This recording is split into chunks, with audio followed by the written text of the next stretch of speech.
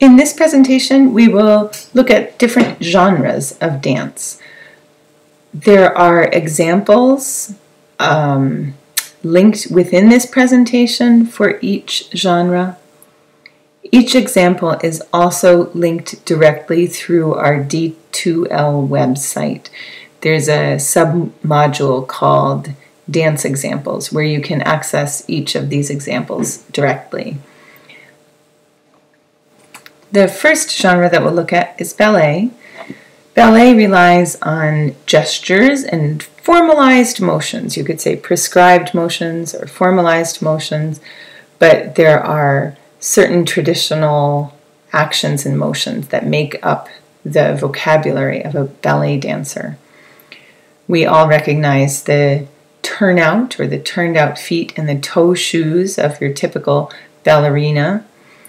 Toe shoes are ironic because they're physically painful, punishing to the dancer's feet, yet the dancer has to portray the appearance of effortless grace. When we were talking about the elements of choreography and talking about shape, the typical shape for a ballet dancer is a vertical shape, an elongated shape. Ballet originated in the court of Louis XIV during the 17th century. It was very important at that time. Louis himself was a dancer, and your ability as a dancer had quite a bit to do with your social standing in his court. A lot of ballets are literal, meaning they tell a story. Although it began in the 17th century, most of the popular story ballets are actually from the 19th century. The Nutcracker is an example of a ballet that tells a story. Giselle, Les Sylphides. There are many, many story ballets from the 19th century. The example I have for you of ballet is from a story ballet. However, it is not 19th century. It was choreographed by Michael Pink at the Milwaukee Ballet.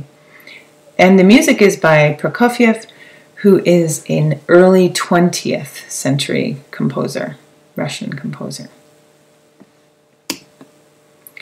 Modern dance is also choreographed. In a way, it arises out of ballet, but it's also a reaction to ballet because it makes use of a much wider array of motions. It throws away the tradition of the toe shoe. It throws away that set of formalized motions and includes many more. For example, there are falling motions, off-balance motions. You'll see a dancer curled up or squared off. Angular movements have a place in modern dance.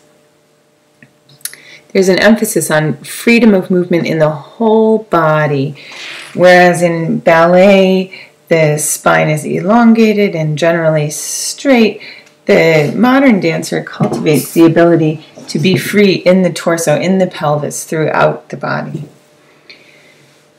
There's a real connection with the floor in modern dance. Isadora Duncan is credited with making this vital change to the tradition of dance. She lived around the turn of the 20th century, and she made a very personal style of dance without shoes, and it was her personal reaction to a piece of music or dance.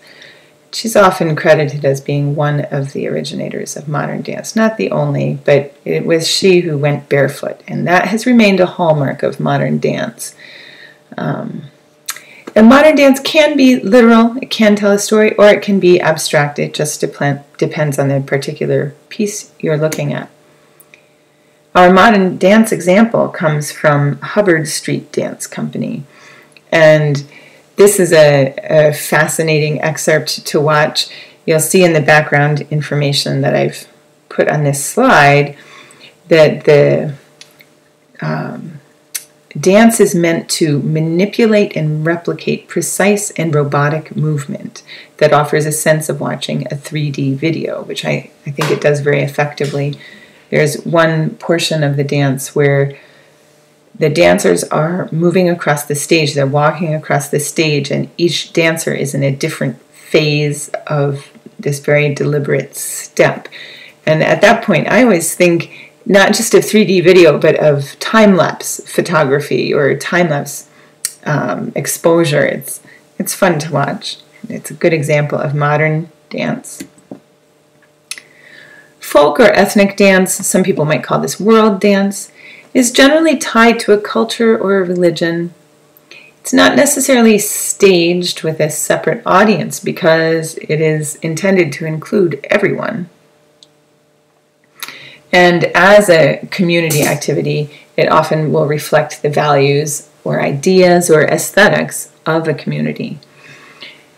The example I chose for this, it's actually a set of examples, because what we're going to look at is a clip of some gumboot dancing in South Africa. This arose as a result of the miners being forbidden to use drums or to play drums that they were accustomed to using. So they danced and used their boots and their bodies as instruments, and really came up with some incredibly complex polyrhythms and cross rhythms and a degree of precision and synchronicity that's really fun to watch.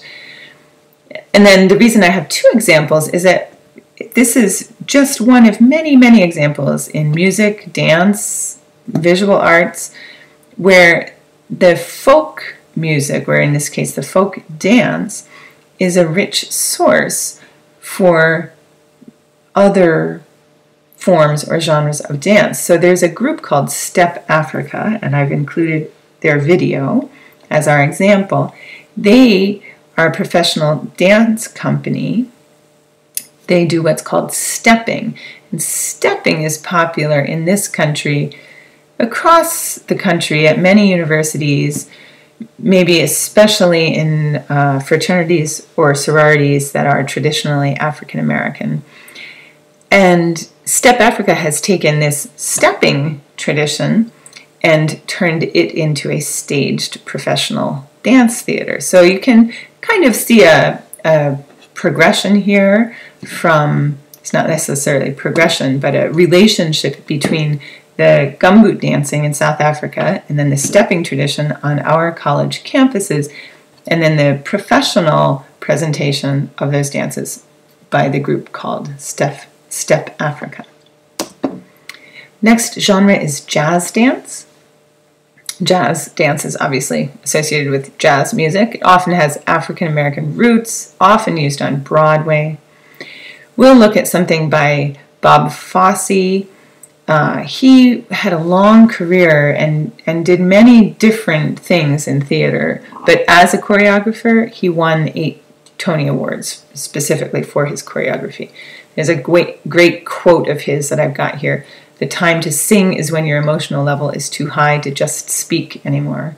And the time to dance is when your emotions are just too strong to only sing about how you feel." His work is so influential that many of the motions or actions that he choreographed have actually become part of the jazz dance vocabulary, and they're recognizable contributions by Fosse. This example is it uses the music "Sing, Sing, Sing," and it's a fun excerpt to watch. The last genre we'll look at is tap dance. It's in some ways related to jazz dance, but of course there are differences. The even more emphasis on rhythm and accuracy. In the clip that I've included, you will see a synchronization that's amazing. They use their shoes as percussion and create very complex rhythmic patterns, which might sound random if there weren't so much repetition, but you can start to recognize patterns. And then once you recognize a pattern, you can recognize a disruption in the pattern.